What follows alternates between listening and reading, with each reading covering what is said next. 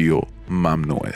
رادیو ممنوعه. سلام عرض میکنم خدمت تمام مخاطبین عزیز چنل رادیو ممنوعه. امروز اومدیم تا براتون داستان یکی از اعترافات عزیزان رو بگیم. ضمناً این رو بگم که برای حفظ آبروی اشخاص اسمهایی که در داستان گفته میشه با اسمهای حقیقی متفاوته. قبل از اینکه بریم سراغ داستان یادتون نره چنل رو سابسکرایب بکنید و اگر از داستان خوشتون اومد ویدیو رو لایک بکنید و اعترافات خودتون رو میتونید به چنل تلگرام ما که آیدیشو در دیسکریپشن میذارم بفرستید. پدر همسرم سالها پیش قبل از اینکه ما ازدواج کنیم فوت کرده بود. همسرم آخرین فرزند خانواده است و مدت مدیدی را با مادرش تنها زندگی میکرده و همین مسئله سبب شده مادر او وابستگی زیادی نسبت به همسرم داشته باشه. به طوری که گاه از خودم میپرسم او چطور توانسته اجازه بده که حمید ازدواج کنه. این وابستگی باعث دردسرهای زیادی برای من میشد. مادر حمید انتظار داره اون هر روز به خونه‌اش سر بزنه و کارهای عقب افتاده‌اش رو انجام بده، در حالی که همسر من تنها پسر اون نیست. برادرهای بزرگتر حمید زندگی خودشون رو دارن و مادر شوهرم هرگز در کارهای آنها دخالت نمیکنه. فکرشو بکنین مادر همسرم وقت و بی وقت به خانه ما زنگ میزنه و میگه به حمید بگو بپره بره برای من میوه بخره، نون بگیره، کلی خورده فرمایشات دیگه داره. نمیدونم این شوهر من دارم یا پرنده است. مادر شوهرم هرگاه که بیکار میشه به نوعی منو میچزونه. مثلا اون میدونه که من از خورشت آلو اسفناج یا آلبالو پلو متنفرم. غیر ممکنه که یکی از این دو نوع غذا رو بپزه و منو به خونه خودش دعوت نکنه. خلاصه اینکه کم کم داشتم عدس اعمال و رفتار این زن به تنگ می اومدم که تصمیم گرفتم مشکلم رو با شخص باهوشتری در میون بذارم. از اونجایی که خواهرم نابغه فامیله نخست اون رو برای مشاوره انتخاب کردم، زیرا افکاری که به سر خواهر من میزند به عقل جن و پری هم خطور نمیکنه. به منزل اون رفتم و سیر تا پیاز ماجرا رو براش گفتم. خواهرم با دقت به حرفام گوش داد و پس از پایان درد دلام با حالتی موذیانه گفت باید مادر شوهرتو شوهر بدی. فکر کردم اشتباه شنیدم. گفتم چی؟ گفت باید مادر شوهرتو شوهر بدی و برای شوهر پیدا کنی. ببین مادر حمید از بس که تنهاست و بیکار مدام تو زندگی تو سرک میکشه و تو رو اذیت میکنه. اگه یه همدم یه همزبون داشته باشه سرش گرم میشه و شما رو به حال خودتون میذاره. شاید حق با او بود. وقتی من نمیدونستم در این قحطی شوهر که دخترهای 20 ساله روی دست پدر مادرشون موندن چطور میشد برای یک زن 60 ساله شوهر پیدا کرد. این مشکل نچندان کوچک رو با خواهرم مطرح کردم و او باز نبوغ خود را به کار گرفت و پس از اندکی اندیشیدن گفت باید به آشناهای فامیل بسپاریم که هر وقت مرد محسن رو دیدن که خیال ازدواج داره به تو معرفیش کنن. کم کم داشتم نگران میشدم که مبادا سازمان فرار مغزا خواهرمو بدزده. در هر صورت این کار نابخردانه رو انجام دادم. فردای اون روز فوج خواستگاران از طریق تلفن به سمت خونه ما هجوم آوردن و من فهمیدم اون دخترای 20 ساله‌ای که بی شوهر موندن کافیه کمی صبر بکنن تا 60 ساله بشن. اون موقع به راحتی میتونن ازدواج کنن. راست گفتن که زمان حلال مشکلاته. از اونجایی که بسیار مسئولیت پذیر و وظیفه شناس هستم با دقت هرچه تمام‌تر شرایط خواستگاران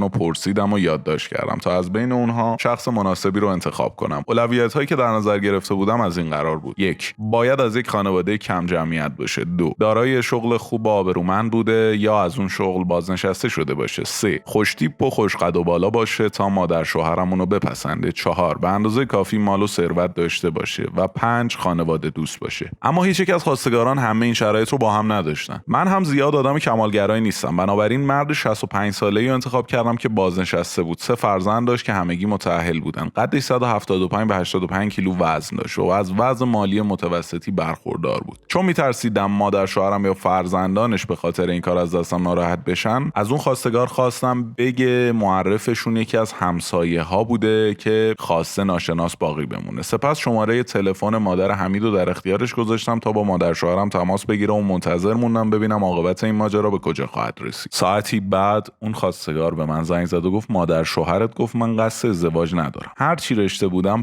شنبه شد. از اون روز به بعد مادر حمید مدام برای ما کلاس میذاشت که من با این سن و سال هنوز خواستگارای زیادی دارم و هی پوز میداد. من که دیدم کاری از پیش نبردم و فقط باعث شدم مادر شوهرم بیش از گذشته از خود راضی و با اعتماد به نفس بشه، دلم میخواست برم و خواهر نابغه‌مو از روی کره زمین محو و نابود بکنم. پس از اینکه عقل و خلاقیت با شکست مواجه شد، به سراغ تجربه رفتم. یعنی با مادرم حرف زدم و از اون راه حلی خواستم. مادرم نسخه معمولی رو که معمولا همه افراد با تجربه برای مشکلات خانوادگی میپیچن پیچید. اون به دنیا آوردن یه عدد بچه توپلی موپلی رو تجویز کرد و گفت اگه بچه دار بشی حمید بیشتر احساس مسئولیت میکنه و مادرش هم میفهمه که دیگه نباید وقت و بی وقت مزاحم شما بشه. نمیدونم یه نوزاد نیم وجبی چه مجونی بود که میتونست همه رو سر عقل بیاره. با این حال نصیحت مادرمو گوش دادم و خیلی زود بچه دار شدم. اما تولد فرزندم نه تنها مشکلات ما رو از بین نبرد، بلکه مزید بر علت هم شد. چون مادر شوهرم بیش از گذشته به خانواده ما رفت آمد میکرد و حالا حتی در بزرگ شدن بچه هم دخالت میکرد. اون معتقد بود که از 1 ماهگی باید به بچه غذا داد، در حالی که تمام پزشکان متفق القول بودند که نوزاد نباید تا قبل از 6 ماهگی چیزی به جز شیر مادر بخوره. اما مگه من حریف